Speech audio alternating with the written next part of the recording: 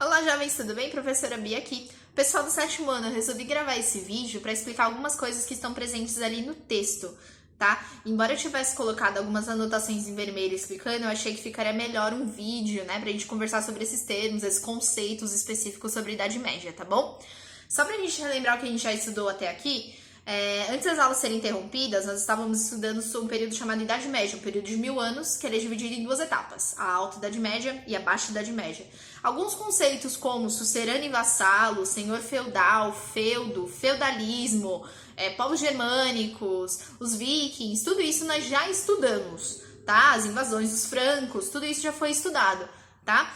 Nós estávamos estudando a Baixa Idade Média, a gente tinha começado a estudar a Baixa Idade Média. Então eu quero que vocês pensem o seguinte, a Baixa Idade Média é o período que leva o feudalismo, esse sistema medieval, ao final, tá? Então a gente vai estudar o finalzinho da Idade Média e entender por que acabou a Idade Média, certo? Então vamos recuperar alguns termos importantes aqui. Vamos lá. Quando eu falo de Baixa Idade Média, eu tô falando do século XI até o século XV, tá? É um período de mudanças imensas na Europa medieval. Por quê? Primeiro de tudo, no século XII, pessoal, eu tinha mencionado para vocês que a população começou a crescer. Mas por que a população começou a crescer? Porque eles começaram a plantar mais naquele momento. Como eles chegaram a fazer isso, professora? Naquela época eles tinham algumas ferramentas, certo? Eles começaram a ver que essas ferramentas estavam um pouco equivocadas e que eles plantavam menos por causa disso. Então eles resolveram modificar essas ferramentas. Então surgiu o arado, né? Esse arado ele começou a melhorar no sentido de ele prendia o torso do animal, né, que levava geralmente o boi e o cavalo, e o animal não conseguia respirar por muito tempo. Então eles interrompiam o serviço mais cedo devido a essa prática. Aí eles perceberam que se amarrar esse arado em outra parte do animal, ele vai conseguir andar mais tempo e vai fazer o serviço muito mais rápido. Então eles resolveram esse problema do arado. Eles conseguiam ferramentas melhores. E outra, eles começaram a perceber que aquela área de cultivo lá que nós já estudamos, a divisão do feudo daquela área, ela podia ser aumentada. Então eles olhavam, olha, tem a área de cultivo aqui. Mas se a gente drenar e tirar a água daquele pântano, não vai sobrar mais espaço? Então era isso que eles fizeram, tá? Então eles aumentaram a área de cultivo, melhoraram as ferramentas, e se eles têm mais espaço para plantar, eles vão plantar o dobro, o triplo, certo? E a população vai comer mais, vai aumentar, e vai acontecer o seguinte, além de todo mundo estar satisfeito porque tem plantação para todo mundo, ainda vai sobrar. Então eles não vão mais plantar o suficiente para eles, vão plantar para sobrar. O que eles vão fazer com essa sobra? Vão esperar estragar? Não, eles vão fazer comércio, certo? O importante é o lucro nesse sentido, tá? Então vai acontecer o que a gente chama de renascimento comercial. O comércio ele sempre existiu na Idade Média, tá, pessoal? Ele existia através das trocas diretas que eu já mencionei para vocês. Só que agora ele vai tomar uma proporção maior, ele vai renascer, ele vai nascer de novo. Então o que acontece? Eles vão pegar esse excedente de produção, eles vão sair do feudo ali, nessas estradas eles vão trocar os seus produtos, tá? Só que essa troca ficou tão intensa que as estradas começaram a ficar cheias de gente querendo trocar os produtos. As moedas que elas tinham parado de existir um pouquinho no período feudal, elas vão começar a ser reutilizadas, utilizadas de novo, tá? Então, esse comércio vai crescer, e esse crescimento do comércio a gente chama de renascimento comercial, beleza? O comércio ficou tão importante, pessoal, que tinham pessoas que queriam viver só de comércio, tá? Então, esses comerciantes, o que eles vão fazer? Eles vão começar a formar pequenos povoados fora do feudo. Então, o feudo está aqui, toda a extensão do feudo, então, fora do feudo vão começar a se formar pequenos povoados de comerciantes. Então, esses comerciantes eles vão morar ali, porque na região da estrada é mais fácil de fazer comércio, tá? Esses povoados anexos do feudo, ao lado do feudo, eles vão receber o nome de burgos, tá? E quem mora nos burgos, como eu já falei, são os comerciantes. Quem mora no burgo são os burgueses, tá, pessoal? Então, se eu perguntasse para vocês, professor, o que é o burguês? O burguês é o comerciante que mora no burgo, tá? Por que ele é tão importante? Lembra da pirâmide social que eu falei pra vocês, da Idade Média? Tem 3 classes, o clero, a nobreza, os camponeses, os que oram, os que guerreiam e os que trabalham. Os burgueses, eles vão formar uma nova classe social na Idade Média, pessoal. Então vai continuar o clero, vai continuar a nobreza, mas dessa terceira classe social vai vir o burguês e depois vai vir o servo. Professora, por que o burguês vem acima do servo? Pessoal, ele tem um lucro porque ele é comerciante, então ele tem uma quantidade de riqueza um pouco maior nesse sentido. Mas ele não tem a riqueza principal, que é a terra. Então ele só vem acima por causa disso. O servo não tem nada, ele ainda tem uma riqueza monetária nesse contexto, tá bom? Então nasce a classe social da burguesia, a classe social dos comerciantes, nesse burgo que é anexo ao feudo, certo? Vamos lá. Como eu falei pra vocês, esses anexos eles eram formados nas estradas, né? E aí acontecia o seguinte, o senhor feudal começou a ver esses anexos ali, falou, palhaçada, bem no meu domínio, e agora o que eu faço? Olha, acho que eu vou lucrar com isso daí. Ele pensou no seguinte, nesse cruzamento onde os mercadores eles iam lá fazer o comércio deles, ele falou, olha, faz uma feirinha aí, uma reunião, um comércio, você me paga uma taxa, você me paga um tributo, faz a sua venda e me dá um pedacinho desse lucro que você tiver, beleza? Então ele começou a lucrar com isso, certo? Então acontecia o que a gente chama de feiras medievais. Em filme vocês já devem ter visto, em série, Game of Thrones, The Witcher, aparece um pouquinho dessas feiras, tá? Então o que são essas feiras medievais? Elas ficam no cruzamento das rotas de comércio, né? E um monte de gente da Europa aparecia nessas feiras para trocar esses produtos, tá? Então eles iam trocar produtos diversos. É importante lembrar que nesse momento também estava acontecendo as cruzadas. Então aquelas pessoas que ficavam entre Gênova e Veneza, que eu já tinha falado com vocês, eles tinham produtos do Oriente, porque eles estavam, né, nesse entreposto entre a Europa e, né, a Ásia e tal. Então eles ficavam trazendo produtos diferentes. Então os europeus vinham aquelas coisas e falavam, nossa, que legal, eu quero. Então os produtos eram extremamente valorizados. Então essas feiras medievais aconteciam para ter esse comércio neste momento, tá bom? E o senhor feudal nessa hora achou o máximo, ele estava lucrando, então tudo certo. Beleza? No século XIII, então um século depois, esses burgos, pessoal, essas terrinhas anexas do feudo, eles começaram a crescer muito. Eles cresciam muito. Por quê? Eles começaram a se tornar pequenas cidades. Então a gente costuma falar que esse crescimento dessas cidades chama-se renascimento urbano, tá? Então, renascimento das cidades. Este povoado pequenininho, ele vai começar a crescer, certo? Todo mundo que era comerciante começou a viver nesse povoado, nesse burgo. E esse burgo vai crescer e virar uma cidade, tá certo? Professor, e o senhor feudal, o que ele vai fazer? O senhor feudal estava aqui no feudo dele e essa cidade começou a crescer no território que era dele. Então isso vai gerar problemas. Ou ele cobrava imposto dessa cidade, desse burgo, ou eles entravam em guerra constantemente, que era o que acontecia, tá? Mas o ponto é o seguinte, vai ter um renascimento urbano, as cidades vão começar a crescer. Só que, pessoal, se você vai formar uma cidade, você precisa de planejamento para isso. E esse planejamento não aconteceu. A cidade, as pessoas iam lá morando, ocupando qualquer região, que eles não se preocuparam com esgoto, eles não se preocuparam com preservar condições de água, preservar condições de higiene. Então a cidade era extremamente suja, né? Ela foi mal planejada nesse sentido, tá? Elas cresceram, então, sem planejamento. Como que funcionava a vida nessas cidades, pessoal? Se você morava no feudo, você tinha uma função, você era servo, você era nobre, assim por diante. Quando você sai do feudo, tem uma dinâmica totalmente diferente na cidade. Você não é mais um servo. Você precisa de roupa, você precisa de sapato, você precisa de ferramentas. Então vão ter novas demandas de trabalho. Precisa de outro tipo de trabalho que no feudo não precisava tanto. Então precisa de sapateiro, precisa de alfaiate, precisa de uma série de coisas. Então vão ter demandas de trabalho diferentes, tá? No caso, quem vai fazer esse tipo de trabalho é o artesão. Trabalho artesanal. Vocês já devem ter visto hambúrguer artesanal, trabalho artesanal, esse tipo de coisa, não é? Então, assim, quem é o artesão? O artesão é o cara que faz o trabalho manual. Um sapateiro é um artesão, por exemplo, tá? O que acontece? Como que eles faziam? Esse sapateiro, ele aprendeu a fazer lá o seu sapato, costurar. Ele ia ensinar a sua função de sapateiro para uma pessoa mais nova. Então, o sapateiro era um mestre de ofício, o cara que sabia, certo? E o aprendiz de sapateiro morava junto com ele para ele poder ensinar o seu ofício. Ah, professora, ele ganhava com isso? Não, ele ganhava conhecimento de aprender a fazer sapatos. Mas era importante, tá? Então, eles aprendiam dessa forma e assim por diante. Uma pessoa mais velha, um artesão, ensinava o mais novo, que ia ensinar para o outro e assim por diante, tá? Isso para todas as profissões desse período, tá bom?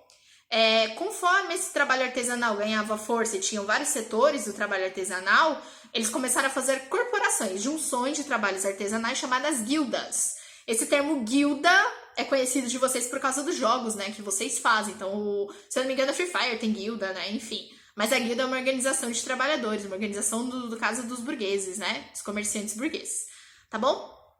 Ainda no século XIII, acontece um período que a professora Beatriz adora, porque a professora Beatriz gosta de sangue, morte, destruição e desgraça.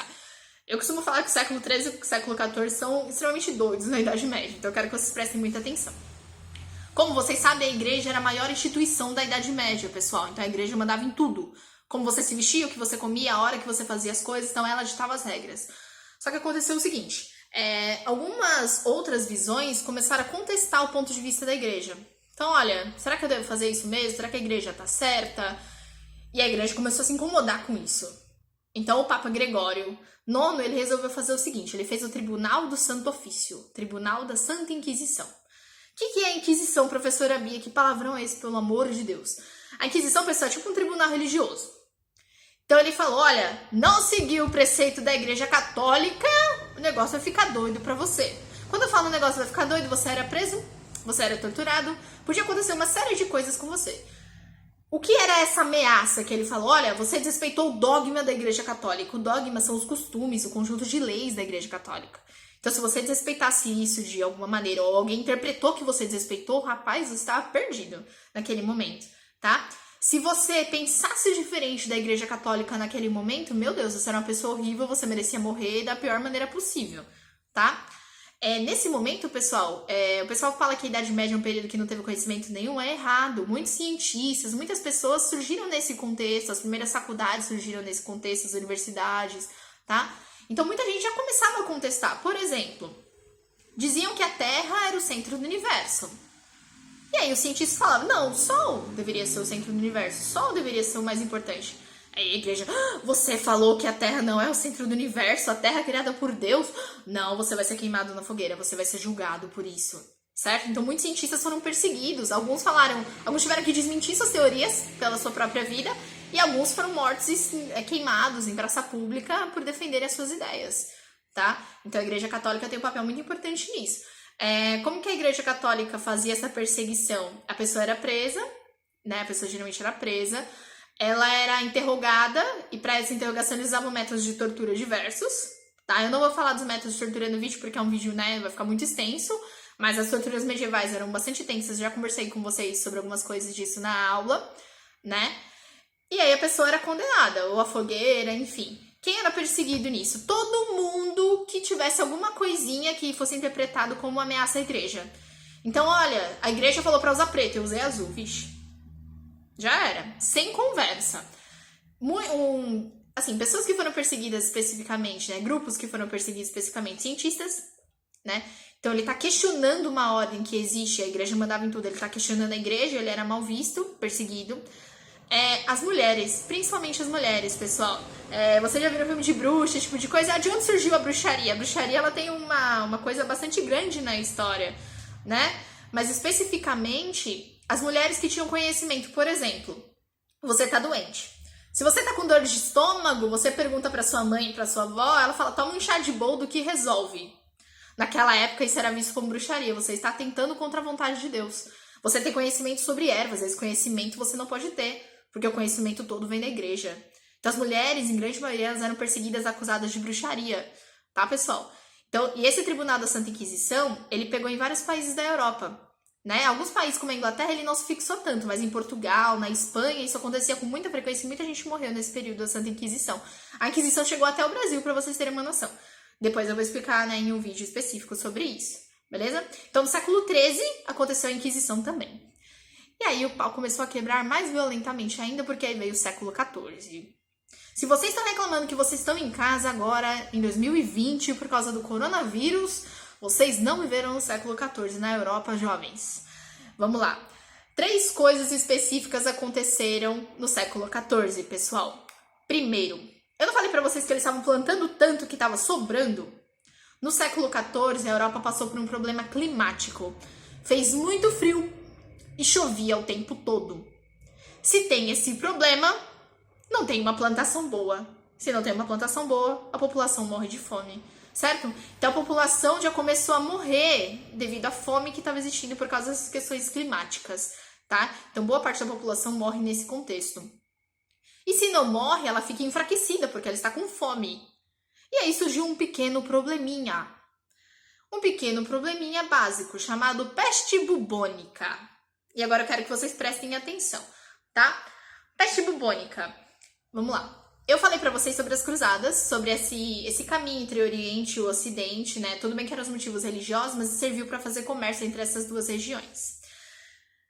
Outra coisa, embora eles faziam esse comércio, pessoal, lembra que eu falei das cidades, dos burgos que viraram cidades? Lembra das condições de higiene? Então guarda essa informação também. Esses mercadores vinham da Ásia, traziam lá seus barquinhos, né, com comida, com especiarias. Nesse barquinho vinham alguns pequenos ratinhos. Certo? Esses ratos vêm da condição da cidade europeia, viam sujeira, um monte de coisa. Opa, é aqui mesmo que eu vou me instalar. Então o rato é um bicho que gosta de sujeira, ele se fixava nessa região e se reproduzia.